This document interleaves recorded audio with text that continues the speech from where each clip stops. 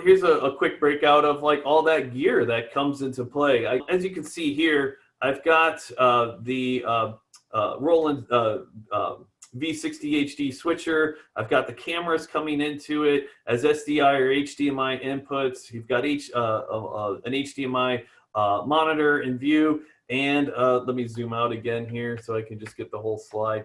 And then you've got all your other inputs. You've got, the PowerPoint deck. I use Wirecast to generate lower thirds onto the presentation. So if I want to have a name plate underneath my headshots for who's at the podium, that school graduation I was just talking about, there's only going to be one speaker, probably the head of school. So I'm going to have a lower third with the school graphics and branding with that head of school's name. And then, of course, you need all your audio tied in, projectors, projection screens, and that's all going to vary based on the venue size. Even with COVID restrictions, people are putting together virtual, physical venues that they intend to broadcast out. So, and I'm a big fan of redundancy. I always bring multiple cameras, even if the client only wants one or two angles covered. In terms of laptops, always have extras laptops on hand, and the same with recording. I always record 2 ProRes masters, and I have 2 encoders pushing at the same time.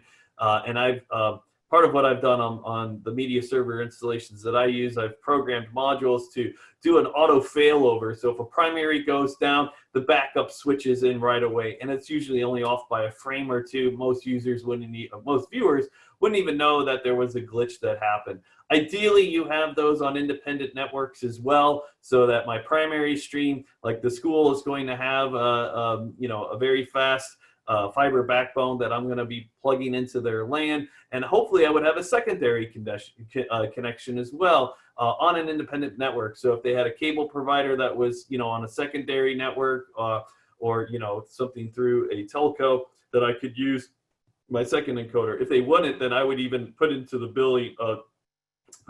proposal me bringing 3G, 4G bonded solutions as a backup, especially in an outdoor scenario. That's perfect. You're outside. You're not going to have any as many obstructions to an outdoor signal as you would if you were indoors. And if you are indoors, you want to try and strategically place your antennas somewhere where they're getting a stronger reception. These days, this is becoming more common, just like we're doing here. We don't have a physical location. We're all attending this virtually. Last week, we were using a combination of Wirecast and Zoom. Had some technical issues with Wirecast, mainly because it was running on the same box that I was presenting on. Ideally, the presenter is another feed that you bring into your software switching, and you could use a hardware switcher as well. Anything, one of the things that I think webcasters could be doing right now, if they haven't already, jumped onto this bandwagon, is help people run their Zoom broadcasts. And what I mean by that is capturing Zoom and redeploying it over other traditional networks that they might be used to, because oftentimes you don't need the participation of a Zoom webinar like we have here. You might even have different, if you were running a virtual event where you had paid levels of access, maybe there was a premium ticket paid to come into a Zoom webinar, but you had a cheaper offering just to watch the live stream without any interaction, or a VOD afterwards.